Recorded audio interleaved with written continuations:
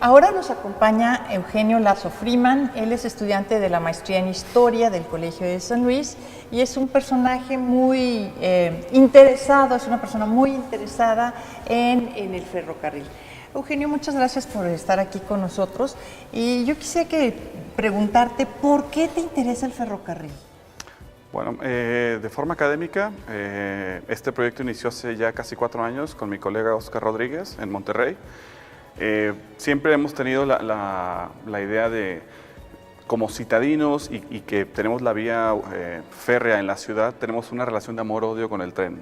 No sabemos si nos va a tocar adelante del vehículo o atrás del vehículo. Nuestro interés nace desde jóvenes. Y en la carrera, bueno, se fue acrecentando a lo largo de lecturas y conocer la historia regional, en donde finalmente nos hicimos la pregunta qué había pasado con el ferrocarril de Nuevo León, de ser una parte central, una idea de la industrialización del Estado, a ser un personaje ya olvidado. Muy bien. ¿Cuál es la línea que ustedes han estado trabajando? O sea, la línea ferroviaria que ustedes han estado trabajando, la del Nacional Mexicano. Cuando empezamos el proyecto, la idea que nos planteamos fue qué había pasado con las estaciones y qué vía tomar. Nos vimos ante la idea de que Monterrey era un nodo de ferroviario, donde tenemos una vía que va a Torreón, una a Saltillo, que posteriormente pasa por San Luis Potosí y la Ciudad de México, una a Matamoros y una a Tampico. Empezamos por lo que es la línea B, lo que es la central, y nos pusimos a visitar cada una de las antiguas estaciones y sus poblaciones para ver el estado en que se encuentran actualmente. Bueno, ¿y en qué estado se encuentran las estaciones en Nuevo León? O sea, ¿en qué estado de conservación? Viendo al año 2018, tras ya numerosos años de su cancelación, vimos que tanto, por un lado, el paisaje y las condiciones van cambiando, como la función o utilidad de las mismas. Encontramos unas muy pequeñas, no sé, el caso de Mariposas, que se encuentra enclavada en un cañón en completo abandono y que esto mismo ha permitido su mantenimiento ante un posible vandalismo, y otras, no sé, como Salinas Victoria, que al día de hoy ya conserva únicamente sus paredes. Entonces, sí hemos visto un contraste que lo hemos estado fotografiando, documentando, y con investigación de archivo, bueno, y reconociendo cuál era su pasado. Y en el archivo, ¿qué fuentes documentales, o sea, en qué archivos has investigado sobre este tema y qué tipo de fuentes documentales te has encontrado?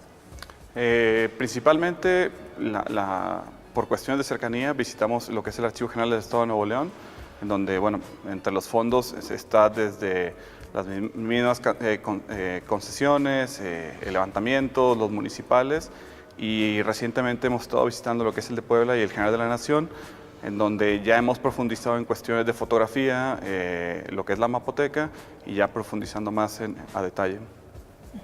Eugenio, los terrenos en los que que ocuparon las vías del ferrocarril, ¿cómo los adquirió la compañía? O sea, ¿eran terrenos de pueblos, eran propiedades de parte de las haciendas, ranchos? ¿Qué tipo de propiedad era? En el caso particular de la línea B, la que corre de Nuevo Laredo a la Ciudad de México, hemos visto unos casos bastante particulares, bueno, finales del siglo XIX, en donde tenemos lo que son como los caciques o los hombres fuertes de la época, no sé, Jerónimo Treviño, Francisco Naranjo, cedieron terrenos para que cruzara la vía por sus mismas haciendas. Otros que son posteriormente que se convirtieron en ejidos, en donde sí hay un conflicto por el derecho de paso, pero en sí no hubo una problemática como en otros estados para hacerse con el control de las tierras. Al haber 2, 3 tipos de propietarios o de haciendas, entonces sí las concesiones fueron un poco más rápidas. Bien. Eugenio, en San Luis Potosí, el grupo de trabajadores del ferrocarril fue un grupo muy importante. ¿Cómo se da esto en el estado de Nuevo León?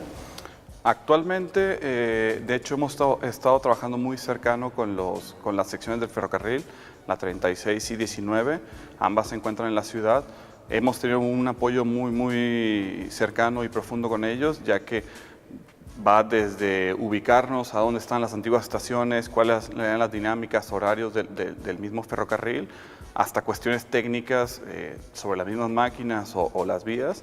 Entonces sí hemos tenido un apoyo por parte de ellos. En una idea histórica, bueno, sí ha habido un conflicto por parte de ambas, pero sí hemos sabido trabajar con ellos.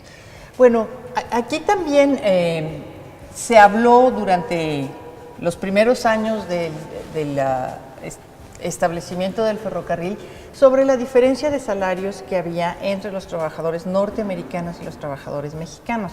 ¿Cómo fue para el caso de Nuevo León?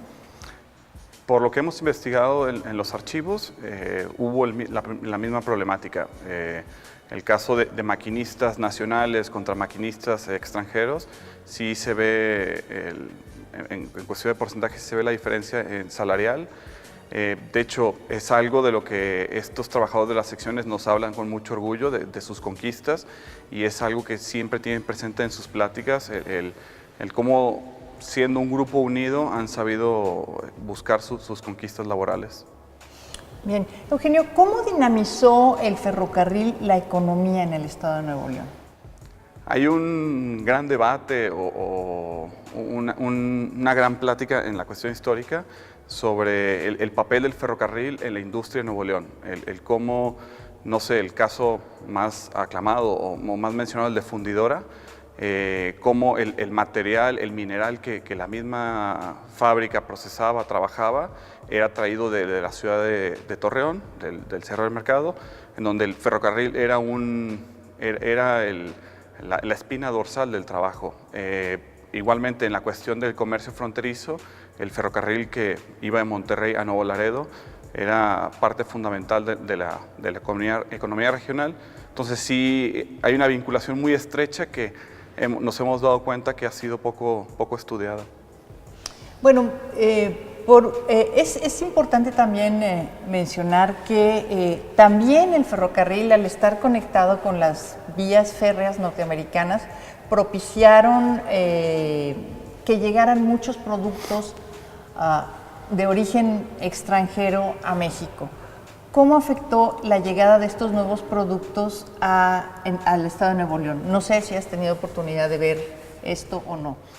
En unas entrevistas que recientemente hicimos a trabajadores de máquina, algo que les cuestionamos mucho, nos hablaban que había una política de preferencia al norte, de los trenes que iban hacia el norte tenían el uso preferencial de vía, y nosotros le hacemos la pregunta de si en el regreso traían mercancía norteamericana o no sé.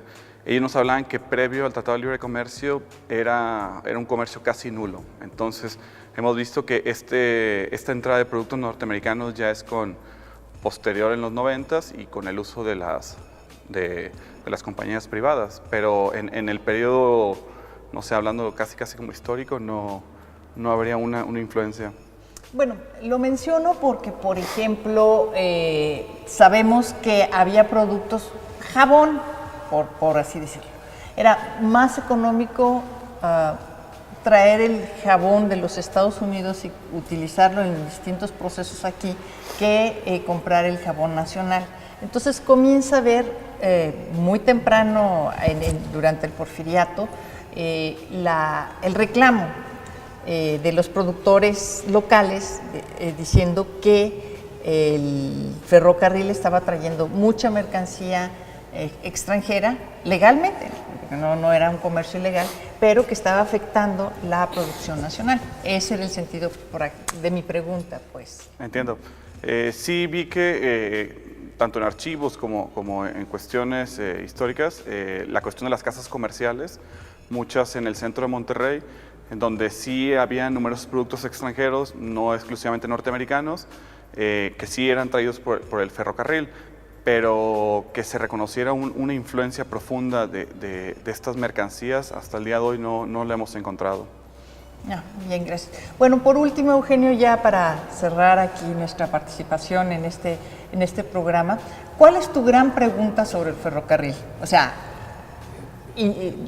más allá de interés académico, ¿Cuál sería tu gran pregunta, pues? Mi gran pregunta en este caso viene siendo sobre la cancelación del tren de pasajeros. O sea, ¿cómo se dio esta misma cancelación y no repercutió no tuvo un impacto social por la misma, o sea, al darse esta?